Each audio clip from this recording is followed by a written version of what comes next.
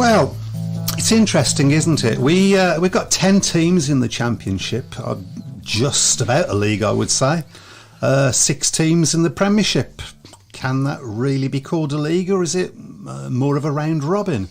Well, whatever your views on that, at least it means that we should have enough time to get a full programme in and get to the playoffs before the really cold and wet British weather makes us all want to stay at home. Well, it would be nice, but that isn't the reality, is it? Instead, we have some teams with weeks of inactivity, while others quickly get through their league programmes.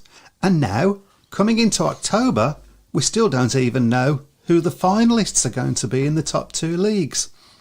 Only in Speedway. Good evening, everybody. Good evening. Good evening, good evening. We have in the studio with us Chris and Matt, Good myself, and I know this is one of your bugbears.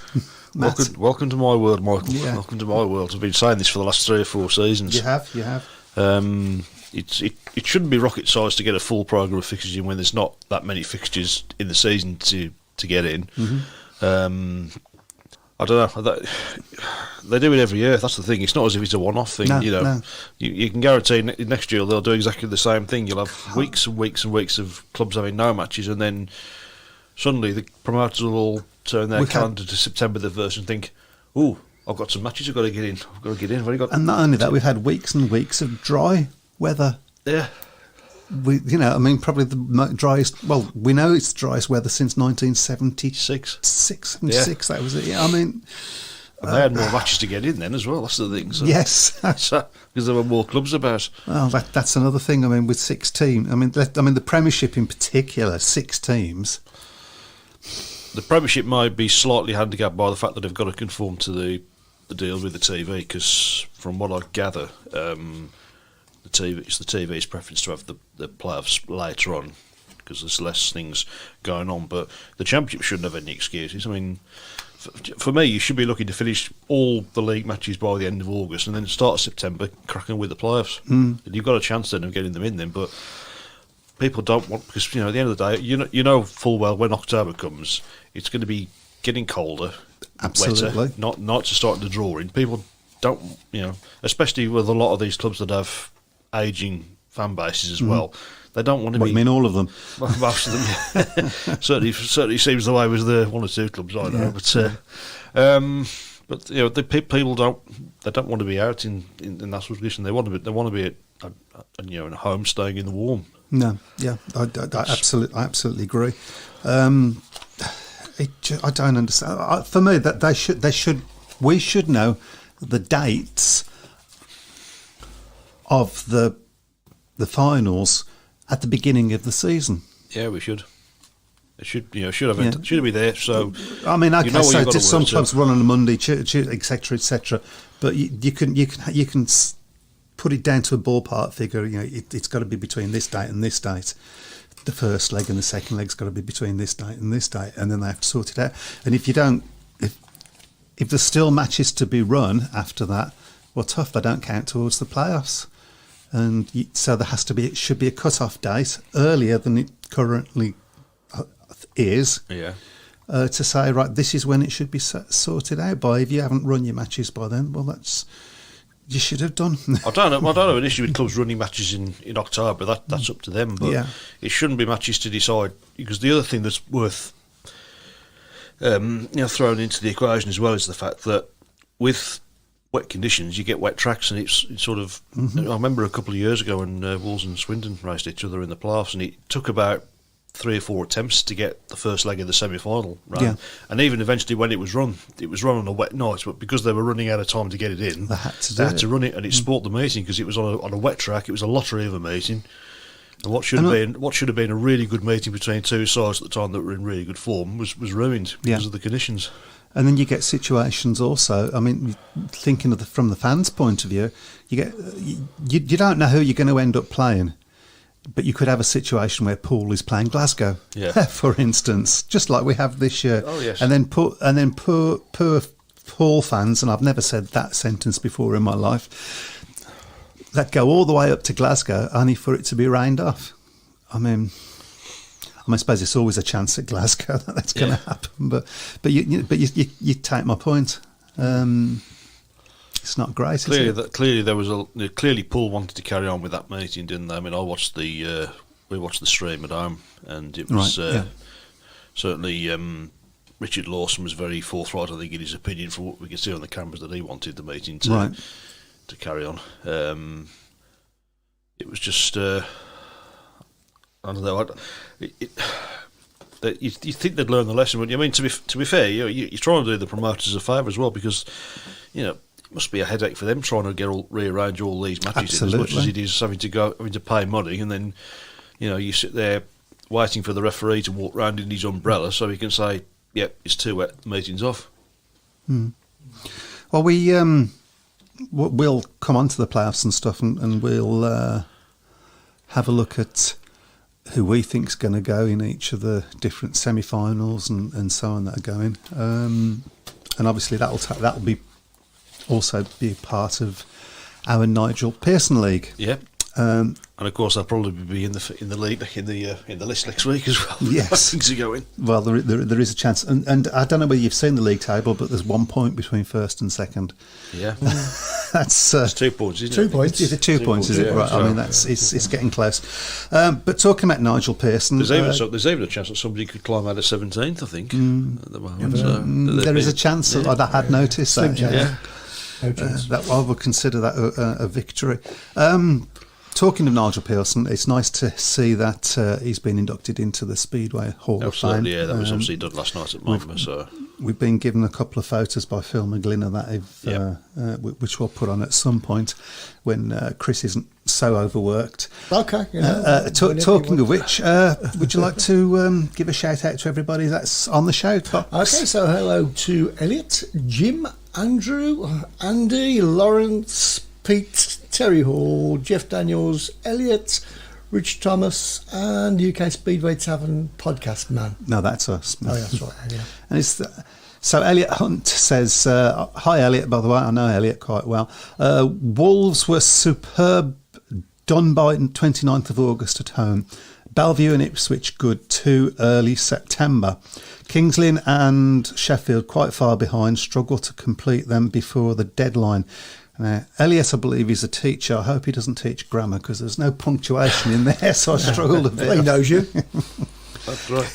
Well, I've got Sheffield's fixture list up here. They raced against Peterborough on the 14th of July, and their next home meeting was on the 8th of August, and that was the only home meeting they had until 25th of August. So you got August. I mean, August is the period really where you should be staging most of your meetings. The kids are off school, chance to get big crowds in, and these clubs aren't staging matches. Birmingham sort of felt a bit hard done by that. They hadn't got many meaningful matches meetings in August, and I mean, which is a prime time for us. Because we get a lot more children turning up and so on. Yeah, and as somebody more wiser than me once said, children are our future. Absolutely. Anyway, Pete Clark says in 1976 nobody complained about noise and dust. That's not true. We used to complain about dust quite a lot. Noise not so much, but the dust, yeah. Craig Smee, the playoff semi-final should be taking place first week of September latest, and the playoff final the third or fourth week in September. We shouldn't be running into October at all unless we have a horrendous amount of postponements during summer months, but there certainly has to be a cut-off point. I mean, that seems sensible to me. Well, with the last 3 summers have been, we've not had a massive amounts of rain in the last 3 summers, have we? You might have a couple of weeks where you got a few. Let's say the last 2 summers because the one of them we lost. Yeah, absolutely. To be fair. Yeah. I mean, to me, it's a choice. If you're going to have the playoffs, then do it properly. Yeah.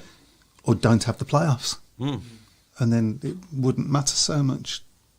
Because very often the league would have been sorted out. I mean, Ipswich would be top of the league, and they would be well. Sheffield obviously, of course, finished top, didn't they? So that was a Sheffield. So it was. Yes, I remember. Yeah, they had a great start there, didn't they? Yeah. It's not just the playoffs to go. There's still 2 rounds off the pairs. Well, that's another thing. I mean, with the Premiership pairs, they've all been sort of spread over the whole course of the season. If you had them all within I don't know, space of a month of each other, you keep a bit of interest in it. Why not have them in a week of each other? It goes from that one to that one to that one to that one. Well, say 2 weeks maybe. It don't make sense to do it any other way. That would build up interest as well, wouldn't it? Because, I mean, to be honest, the last one was about 6 weeks ago.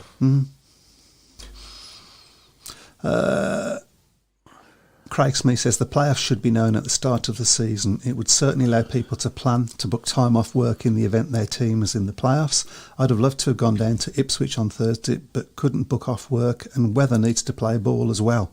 Long way to go for a rain off. Certainly always very, very wary about travelling to away meetings at this time of the year. Very, very wary. Elliot says the championship playoffs started early September, a lot better than leaving till the end like Premiership. The problem with that is the championship have got quarterfinals as well. Quarterfinals before the semi-finals, and there's more teams involved, isn't there? So it's taking a little bit longer, which I think probably they should have still just done the top four. Maybe, I don't know. Anthony Bailey says, like Matt has alluded to, have you been alluding again? Apparently so. You've got to stop doing that, you know. People need to know the full facts behind playoff dates. That is television. Now, with this as a factor, it's chicken and egg. Please the people who can broadcast and promote your sport, or please the few diehards who will always go. On this occasion, I have a lot of sympathy for everybody. Surely it's not good for the TV to have something on your schedule that is then rained off. That doesn't seem great to me. No, not really. I do know it's one of the reasons, I think, why Sky eventually sort of got frustrated with British Speedway was the fact that they were turning up at meetings, paying an extortionate amount of money to set everything up, and then it rains and it's all off. So Simon Corbett says, was Wolves hammering at Kings Lynn an average reduction exercise? Yes, it was a bit of a hammering, I must admit. It was... Crikey, it was. 63-27, I think. Was you there? No, I didn't go. Thankfully, I was watching it on the updates. That was bad enough. I mean, admittedly, there was. Well, I mean, I say nothing to go for, but Wolves, if a 6-point win could possibly have got Wolves into third place in the league, it could have got them in extra place. So, but other than that, really not a huge amount to go for. But I guess it must have been it did surprise me to go into a playoff meeting on the back of a result like that. It's not a track the Wolves generally do very well at anyway, but even so, that was a real surprise to lose by that many. So Brian Buck doesn't agree with you. Okay. Very easy to say that playoff dates should be fixed at the start of the season, but we can never account for weather conditions. A wet August or a wet July is as possible as a wet September. Can't blame the BSPL for everything. Well, I can, but no. The thing that I would say about that is you've got a league of 6 teams. They meet each other twice. Yep. So that's 12 matches. If you can't get 12 matches 10 matches, isn't it? 5 each. Yeah. So if you can't get 10 matches in before September, that's pretty poor. I don't believe that. When you think about it, the only other team sport that you can think of that is sort of handicapped by the weather really is cricket. Isn't it? But as far as I'm aware, they don't rearrange matches in cricket. They just they use this Duckworth-Lewis thing, don't they? Goodness, I mean, I don't know whether they could introduce that into something like that into Speedway. They struggle with the basic rules. Let's not do that. But the only other thing imagine the arguments that. But the only other thing is, void the meeting and then just award a point to each team. Although I suppose that sort of opens the possibility of teams saying, we can get this meeting called off, we'll get a point, which again is the usual perception, isn't it? So Craig Smees asks, but are we more likely to get autumnal weather in the middle of summer in August or the middle of autumn in October? Fair point, I'm guessing. I mean, it is Britain, so it's just likely to get it any time. But doesn't seem to have been. Elliot says, I travelled to the meeting and back home, was very annoyed as it was the worst team. I presume he's talking about the Kings Lynn thing there. It was the worst team performance for years. I was texting updates from the meeting. We only had one heat won by Nick Morris. All riders got 6 points or below. We was miles behind in some heats. Kings Lynn gated very comfortably and were miles ahead of us throughout the evening. I don't think one match is enough to lower averages Don't think it that is. much. Not. So, Jim Turrell, why not do away with the pointless playoffs? Well, they're not pointless because you win the thing by winning the playoffs, and replace them with a Challenge Cup. Been said many times by many people, but those in Speedway Towers don't listen. I understand people not liking the playoffs, to be fair, because I suppose there's the argument that, well, the team that finishes top is the best team, they should win the league. Team, it's the best team every year. Although having said that, of course, you've got the... I mean, as a Birmingham fan, Yep. we've suffered at the hands of Paul and the year that we were miles ahead of everybody else in the actual league. But it does generate excitement in those few weeks when you're in the playoffs, and you've got that to look forward to. And of course, they are money spinners as well. So but they did this Jubilee Cup, yeah, which was originally called. That could have been the Jubilee Cup. Yeah, playoffs could be the Jubilee Cup. It could, so you could for me. That's a good idea. Once again, hello. Thank you very much. The Aces jinx strikes again with the injury to Frick. He's disappeared again. He doesn't want me to read this out. There is some confusion on whether we can sign someone if it's a season-ending injury, which you can according to the rules. ? I looked it up on the SCB rules. Long has it is within Frick's average of 8.7. He is number one in Aces average. Two riders that do fit are Lambert and Woofington. Whether they would ride is another question. I don't think they can sign anybody, can they? I mean, we wasn't allowed to. Paul were allowed to, weren't they? They did sign Greg Hancock, didn't they? Yeah. And obviously 6 years ago, we signed Ty Woofington before going into the playoffs. Yeah, but was it this late in the season? It was because there is a cut-off date. No, I think it was the last week of August. So doing it this late it's a massive blow for Bellevue to lose Max Frick. That really is a damaging blow to their chances. If you can sign somebody, I would say Robert Lambert would be your best bet. I don't think Ty Woffington would be up for possibly riding against Wolverhampton. Yes, it would make it a very interesting final if it's a Wolves. But if it does happen to be a Wolves Bellevue final, it would make it very interesting if Ty Woffington is in the Bellevue pits. Yeah. On that night. Yeah, given the shenanigans that went on in the 2016 final.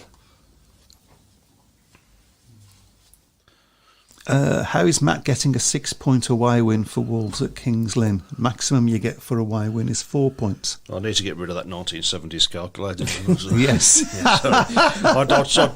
I saw Jeff Scott there and I thought, actually you're right there. So. Yeah. It's called cheating. That's called getting old. Yeah, and that as well. You would know. Yeah, I would, and I do. Craig Smee says Bellevue suffered a few years back winning the league by a country mile, then losing playoffs to Wolves. I bet you remember that. I do remember that one. The playoffs, however, generates excitement and keeps the league alive for longer. If a team runs away with the league, would teams be downing tools, riders choosing whether to ride or not, and lowering averages, etc.? So only in Speedway can something like that. Can that question be asked? Absolutely, yes. And you go, oh, do you know what? You might have a point there. Well, maybe it's time to do away with averages. How would you build the teams in? With the rider grading? Rider grading. Like they tried several years ago. Rider grading. I know that's what Pete Adams and should by the way. Oh yes, as well. Yes. Pete unfortunately had a nasty fall apparently at Monmouth Green last night in the pits and quite badly hurt himself by all accounts. So get well soon, Pete. Get well soon, Pete. Yeah, it's going to be interesting to see what Bellevue do about the Max Frick situation. These things always happen at the wrong time. That's absolutely, yeah. It's a big loss for them because he's been in great form for them. If I was Mark Lemon, Robert Lambert, no-brainer. Another name I'd get is Niels Christian Iverson. He has a work permit and could come straight in. Wouldn't be a bad shout. Wouldn't be a bad shout, no. He rides big tracks really well, doesn't he? Yeah, it's going to be interesting to see how that pans out. It really is. And we've caught up with the comments. My God, it only took us, 20 minutes? Yeah. Keep those comments going. Normally, at the beginning of the show, we get Chris to tell everybody how to join in, but you've all got it sorted out now, so fantastic. Well, we've got one more Grand Prix to come up. Yeah, we have in Tavern. Obviously, the championship is now decided in favour of Bartos Smarslik, but still obviously top 6 to go for. Freddie Lindgren and Magic Janowski both on 92 points apiece in 6th and 7th, although you would think whichever one of them doesn't get in will probably get a pick anyway. Tyler Wolfenden, of course, outside the top 6 as well on 88. So there's still a few bits and bobs to go for, and I think if you're quite low down, if you can get a big result on Saturday, then that's going to be giving a bit of a nudge to the organisers when it comes to picking the wildcards for next year. So. Yeah, that will go on. But yeah, I mean, there is a lot to ride for there. And of course, looking forward to seeing who's going to finish as the top British rider, because it's all up for grabs between. Because I mean, Robert Lambert on 97 in 4th, Dan Bewley 5th on 93, Ty Wolfenden 88 in 8th place. But obviously, Ty had a much better time last time out in Voynes with 14 points. He was the top scoring Brit, so. Who's to say that he might not go and have another good night in Torren, of course, the track where he won his first world title in 2013. So 2013, really is wow, 9 years ago. Well, we're getting old, folks. You are. So that's going to be interesting, because I think on the face of it does look like it's either going to be Lambert or Bewley, only 4 points separating them at the moment. So, but big positive for British Speedway, I think, for 2 British riders to be, well, for 3 British riders really to be in the top 10 of the. Well, it is. I'm trying to think, a long time since it's got to be going back 15, 16 years since the last time. So, I mean, it is, and then again, it isn't, because it's only great news for Birmingham Speedway, for British Speedway. I do beg your pardon. Yeah. It's only great news for British Speedway if the papers and powers that be pick up on it. Unfortunately, they haven't so far. Dan Bewley is obviously the first Brit to win back-to-back Grand Prix. Nothing. So. Yeah, if you can just go. There was there you go. Pete Clark says, Mike, is there a right time to get an injury? November the 1st, I think. Isn't it? There's never, November the 1st. There never is a right time for a rider to get an injury, but from a team point of view, there's a right time and a wrong time. Yeah. It's a whole averages thing, isn't it? If you've got a rider that is not performing really good, if he gets injured just before his average changes, then that's a really good time for the injury. Yeah, so. Yeah. Jeff Daniels says playoffs are great if run like Poland and Sweden. Like Matt said, get the league finished early. I think I said it as well. Okay. With Madsen winning the European Championship, where is an extra wild card now? There is an extra wild in card total. Because obviously Madsen there is an extra. Yeah, place with winning the European Championship. Yeah. So. I didn't realise that Bewley won the Czech Golden Helmet on Sunday. Yeah. Oh, well done, mate. I'm trying to think of the last British rider that won the Czech Golden Helmet. Was it? Does anybody know? So probably Peter Collins, wasn't it? If anybody knows, just put it on the comments and we'll. Absolutely. Yep. Oh, I didn't realise that. Well done. Yeah, I mean, at one time it was a big thing to win that, wasn't it? It was, yeah. I think it still is to it, but perhaps probably not so much in this country, but. He's had some year, hasn't he? Dan Bewley's had a great year. Considering that he wasn't even going to be in the series at the start of it, but he, of course, and he's got his place because the 2 Russian riders were. And do they come back next year? Well, I've seen somewhere. I don't know whether. John Davis apparently was the last one to win the Czech Golden Helmet. Wow. It's got to be about 70. Certainly, it's got to be 70s or 80s, isn't it? For John 77, 78, I would think. Yeah. Yeah, I have seen somewhere that Emos Offerdorf has apparently said that if he doesn't know by November the 1st what's going to happen with regards to him being able to race in Poland again, then he's going to retire. That's what it's a comment I've seen. I don't know whether that's true. I mean, he can't be very old. He's about 30, 32, 33, possibly. Seems to have been around a long time, doesn't it? Because you still think of him as a young kid, don't you? That burst onto the scene and upset Scott Nichols in the process. We all thought this is the next big thing, and it never really materialised for him, did it? Yeah. A stat was put on the Bellevue fan site the other day. In all the playoff meetings Bellevue have ridden so far, 12, they've only tracked a fully fit 1-7 team on 4 occasions. That's an unbelievable run of bad luck, injury-wise, for the Aces. Some of that might be down to the Kurt Manshume track. Well, possibly, yeah. But by the way, just some... Rich Thompson says it might have been Calvin Tatum. Yeah. By the way, we have got some news from Coventry Speedway. Okay. Planning committee meeting to determine the Brandon Estates planning application scheduled for October the 12th has once again been delayed. Meeting was initially due to take place on September the 14th before being postponed in the wake of the passing of Queen Elizabeth II. We were then given formal notification by Rugby Borough Council of the October the 12th date. However, it has since transpired that the public consultation period into the application has been extended, with notices recently posted at the stadium site. This relates to a procedural error on the part of Rugby Borough Council in that the original notices did not refer to the application being a departure from the local planning plan. It is somewhat surprising that this was the case, that the application has clearly conflicted with the local plan from the outset, a point we have repeatedly made all through our representations over the past 6 years. And the local plan itself was only adopted after a government inspection in 2018 declared the initial plan unsound without modifications to safeguarding existing sports and recreational buildings, making the specific requirement that additional protection should be given to Brandon Stadium. We await further information regarding a confirmed new date from the planning committee meeting and can confirm that we will be submitting an extensive response to the planning officer's report, which incredibly recommended approval of the Brandon Estates application. This document will appear on the Save Coventry Speedway website and be sent to local and national media at an appropriate time in advance of the meeting. Wow, another delay. Well, I mean, is anybody surprised?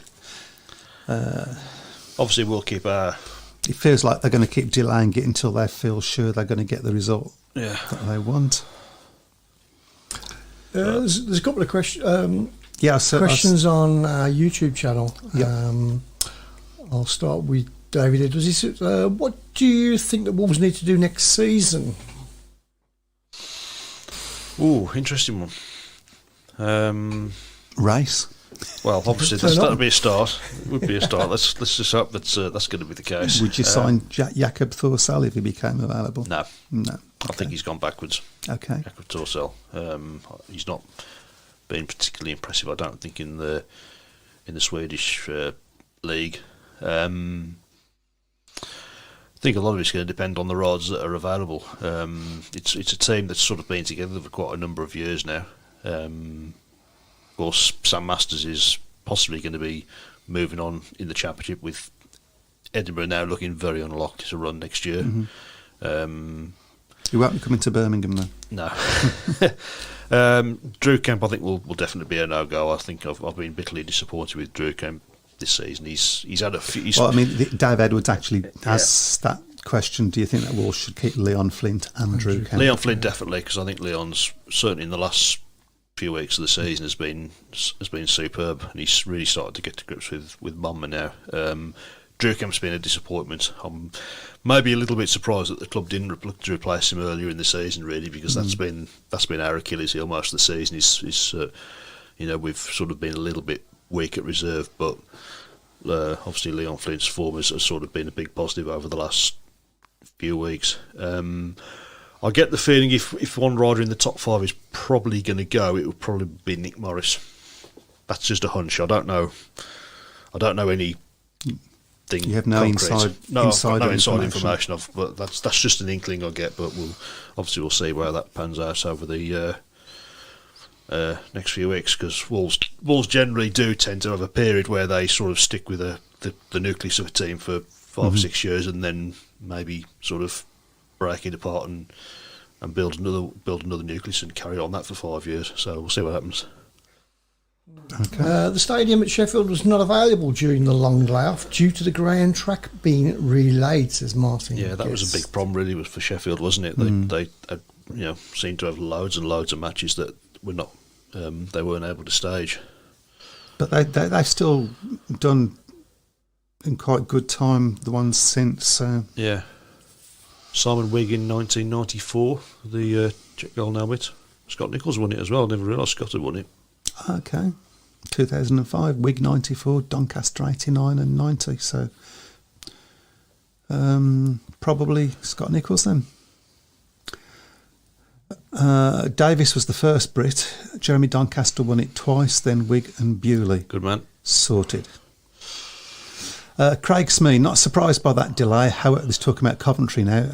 However, the planning application from Brandon Estates is so flawed and being contested on numerous occasions that legally the council have now had to look at it more and look at both sides' applications. Hence the delay again. So maybe it's good news. I've given up trying to work out what's good and what's bad news about the whole Coventry thing. We're just keeping our fingers crossed that we will be standing inside Brandon watching a Speedway meeting again at some point. It may well be a few years, and it probably won't be the Brandon that we've all come to know and love. Because as I said before, did you say all come to know and love? Well, I mean, it is about love on occasions when we win there, obviously. But but no, I mean, it's as I say, I mean, we've seen recent photographs of the place, and it's in a shocking state now, and I would imagine parts of it must be pretty close to being pulled down due to being unsafe. So it's don't forget as well, it is quite an old stadium anyway. So absolutely, and Rich Thomas is fed up with the Czech Golden Helmet now. Okay, fair enough. Fair enough. Right, so there's a few important meetings coming up. Yeah. Shall we do a slightly more in-depth look at them than we normally would? Why not? Which meetings?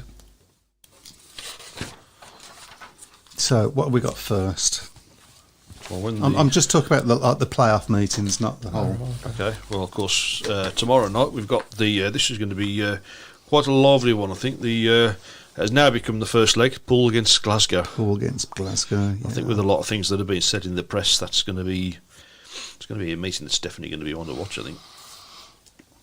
Yeah, is it being streamed? I think all the playoffs have been streamed in the championship, so I'm definitely going to try and watch that.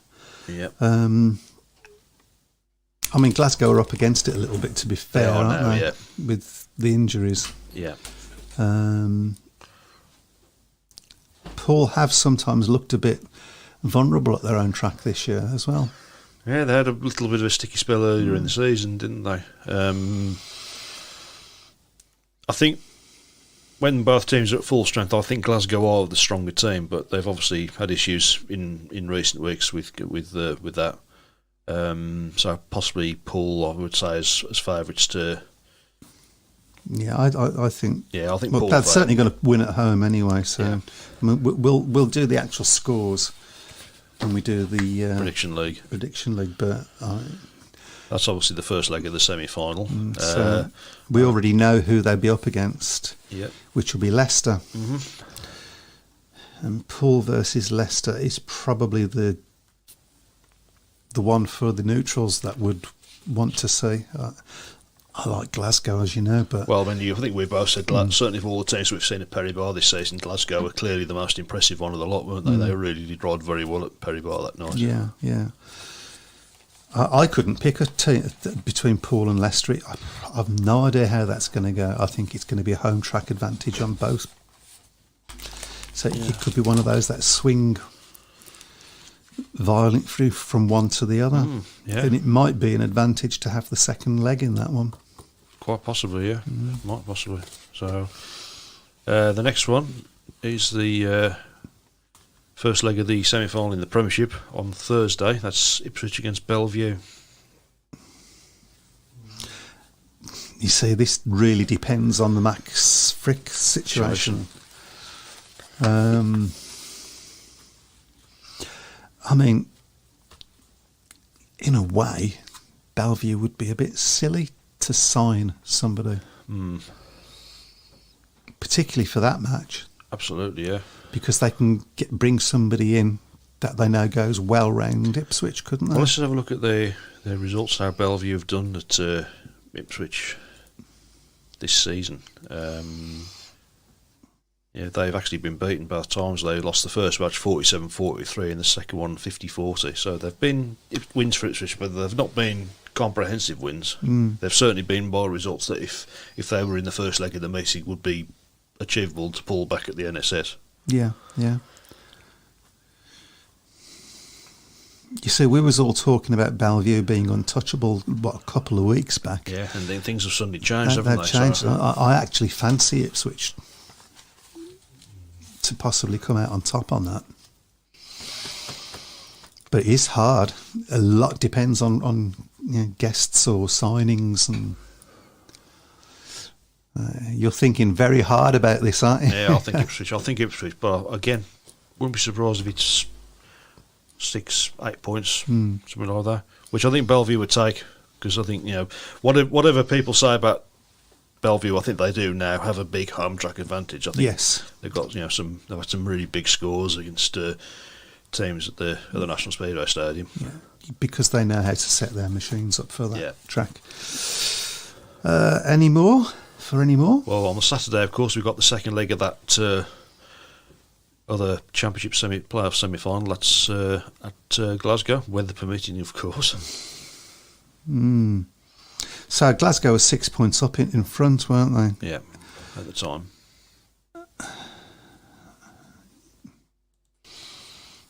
I think Glasgow will possibly just about clinch that meeting, but I don't see them getting the aggregate score. Let's have a look at how they've gone against each other in the league. I might be right in saying I think Glasgow have actually won at Poole. I've got a feeling they have. Let's have a look. Just amuse yourselves all for a minute while I get this thing to work. It's been nice weather we've been having, Chris, don't you think? It's been fantastic day. Rain and sun and no, they haven't. Sun 51-39 to Poole in the league. Okay. Earlier in the season, so you've been dying to play that all night. That was in the league. So, and they got on. How did they get on at Ashfield? It was a draw there. You got to think. I think. Don't want to say it, but I think Poole have got that. I would say Poole probably now are favourites for that. Anything else before the weekends? Yeah, we've got we've got the ones going into next week. Obviously Monday we've got the rearranged Wolves-Sheffield match, which is now not televised. Of course, it's going to be updates only because it clashes with the other semi-final second leg at Bellevue. Only in Speedway. So second year in a row where not all the semi-finals are going to be televised because of the rain. That could be a tasty meeting as well, couldn't it? Wolves Sheffield have had some good clashes this year. I've got a hunch that the winner of the title might come from that meeting, So you're obviously hoping that it's going to be Wolves. Yeah. I think Wolves are going to have too much for Sheffield. We've done well at Sheffield this season. So I actually, over the two legs, I think Wolves will come.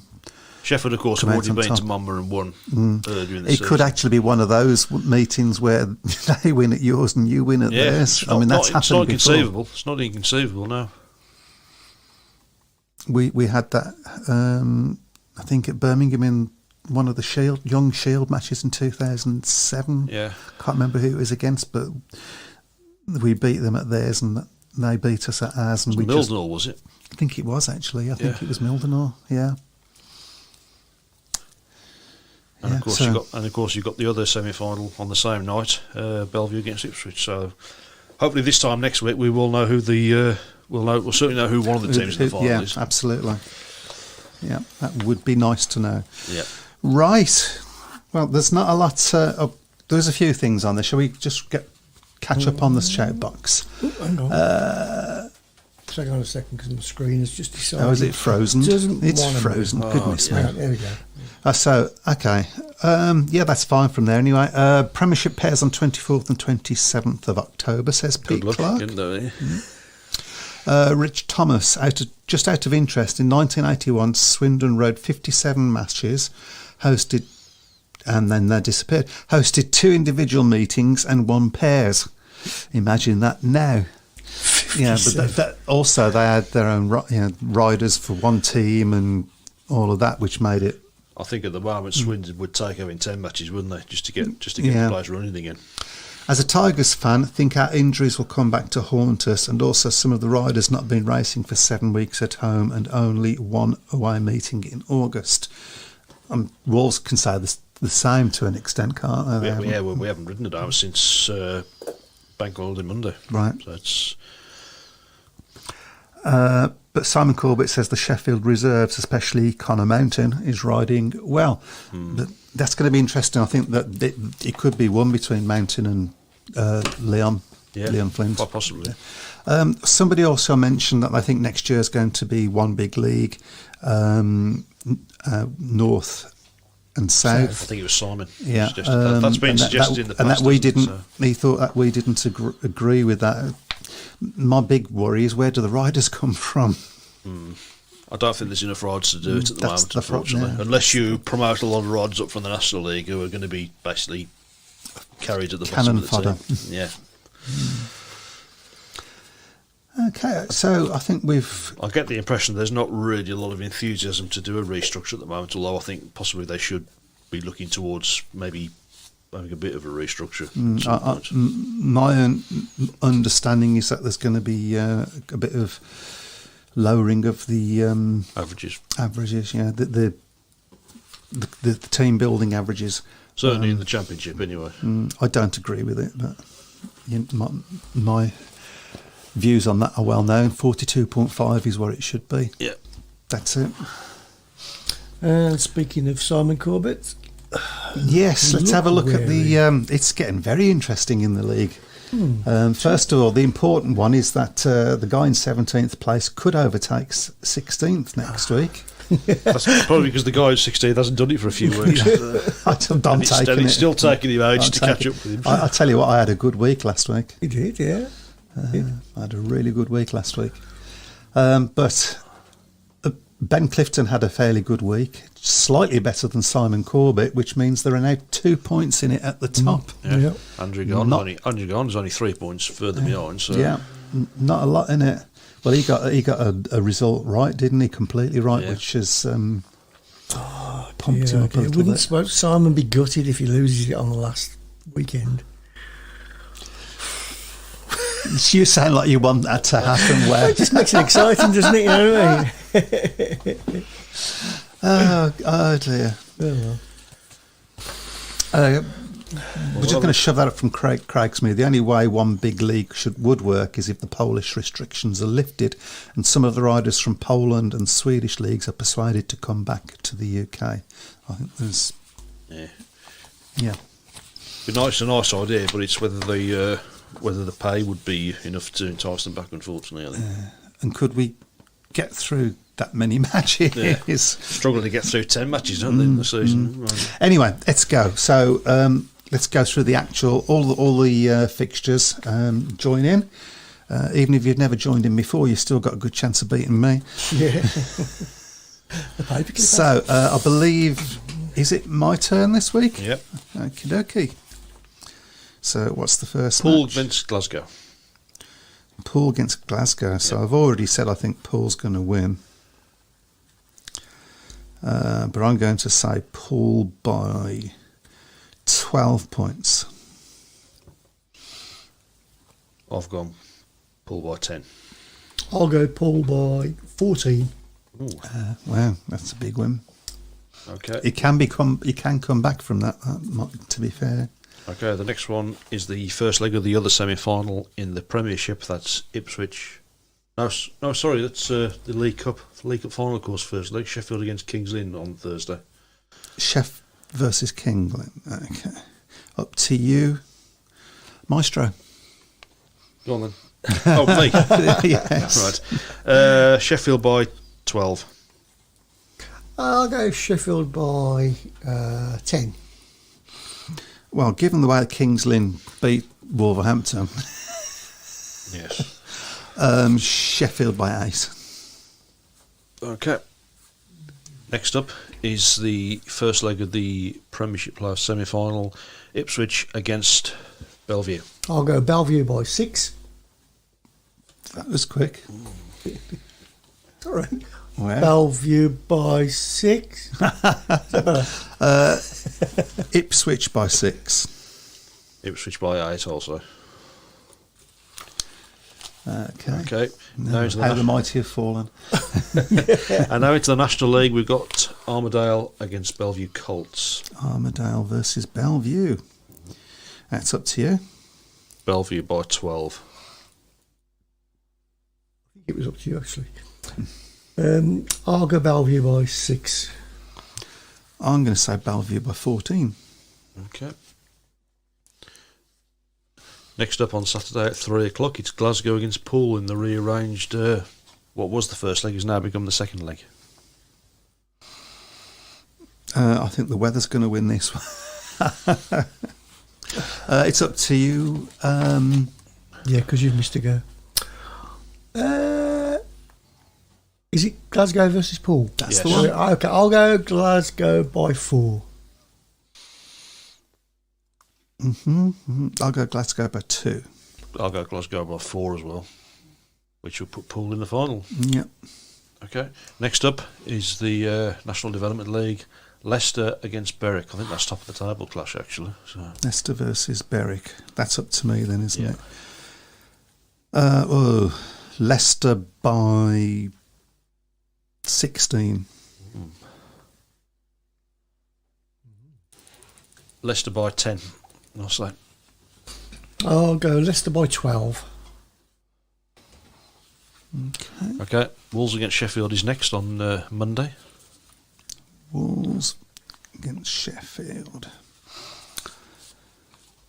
It's up to you. Yeah. Would be, wouldn't it? Yeah.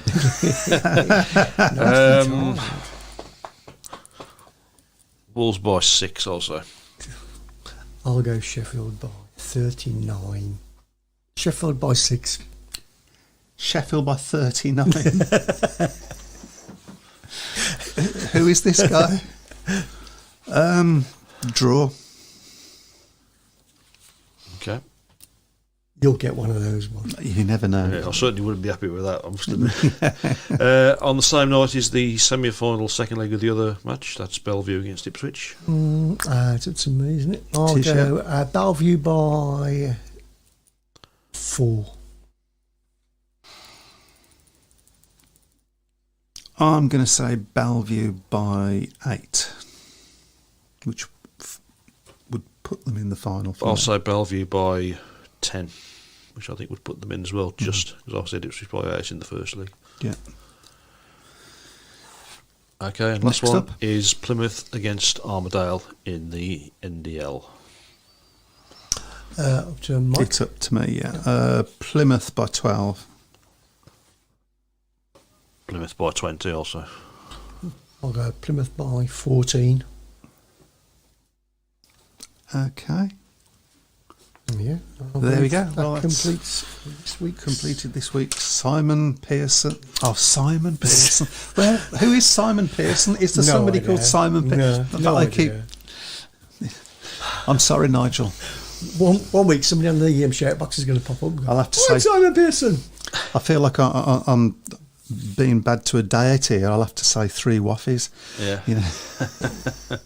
But no, it's going to be interesting in the last few weeks, isn't it? With the just 3 points between the top 2, so it's we'll may well go down to the wire. I don't know what we're going to do if we get a tie at the end of it.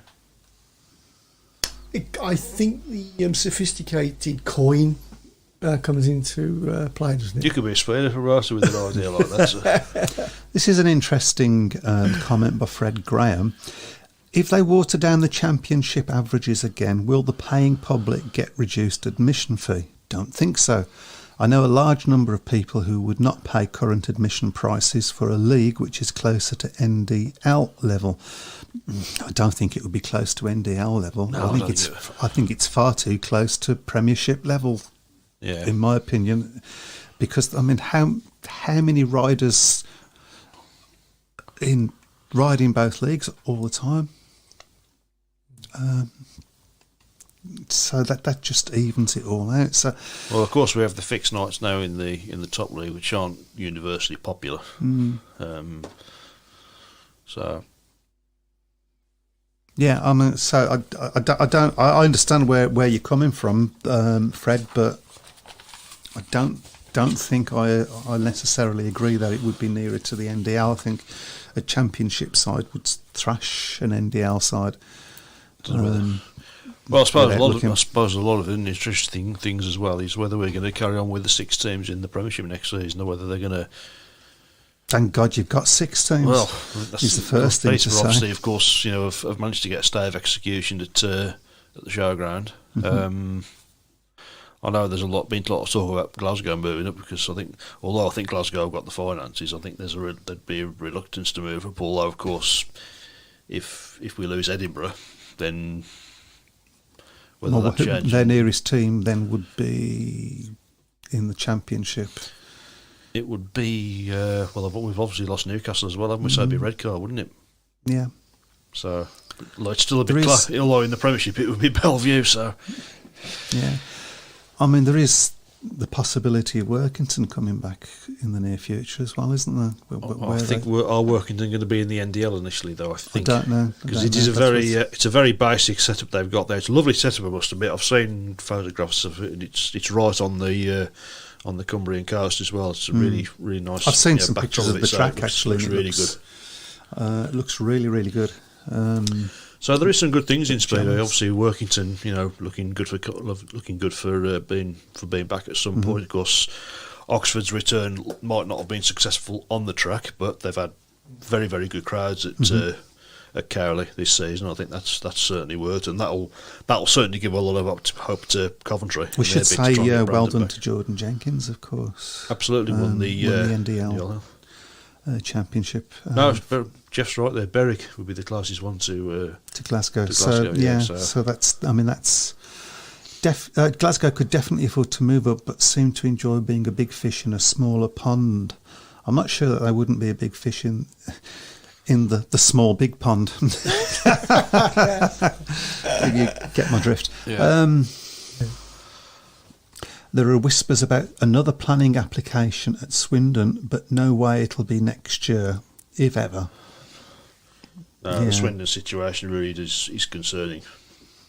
That's like losing Coventry all over again, Swindon. Yeah, they've been the outstanding team in the. Them and Poole have been the 2 outstanding teams in the top league, wouldn't they? So absolutely. Yeah. Yeah, as Fred said, Berwick would be Glasgow's closest if Edinburgh close. I sincerely hope Edinburgh do manage to sort something out in time for next year, but I think that it's looking, unless they can do another deal to extend their stay at Armadale, which doesn't sound like is very likely. No. Well, they're just best wishes to them, really. Yeah. Somebody's fuming, but he's disappeared. I think it might have been Dylan. So. There's got to be a minimum of 8 teams in each league, says Craig Smith. Yeah. I do beg your pardon. Yeah, I can't disagree with that.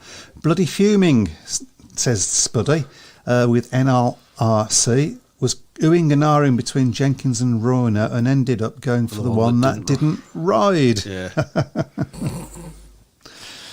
Yeah. Hard luck. It's the way it goes, unfortunately. Yeah, it is the way it goes. Well, it's nearly time. Yes. I mean, the one thing I would like to say is that, we think we've probably got another 2. Yeah, I think so. 2 more programmes to go before the end of the season. We will stick it out to the end of the season, even if it is, I don't know, December the 25th, the way it's going. Yeah. Merry Christmas. We'll be looking to do a show after the AGM, possibly as well. Just to see what. Yeah, well, that's what I was going to say. Just to see when there is an AGM and there's all the news comes out, we will do a programme because we would love to get everybody's views on whatever comes out, and you can bet your bottom dollar that whatever comes out, more will come out about the AGM after the official release than because that's the way it always works. But was it ever thus? Glasgow can't afford to move up. They currently need 1,300 to attend to make a profit and get an average of 870 per meeting. For them to move up, unless there's a financial gain from Eurosport or BSPL, would be financial suicide for them. Also, riders demand more pay per point for Premiership, even though it's similar level to the Championship. Well, Poole made their decision to drop down, didn't they? Because they felt that the Eurosport deal wasn't really lucrative enough.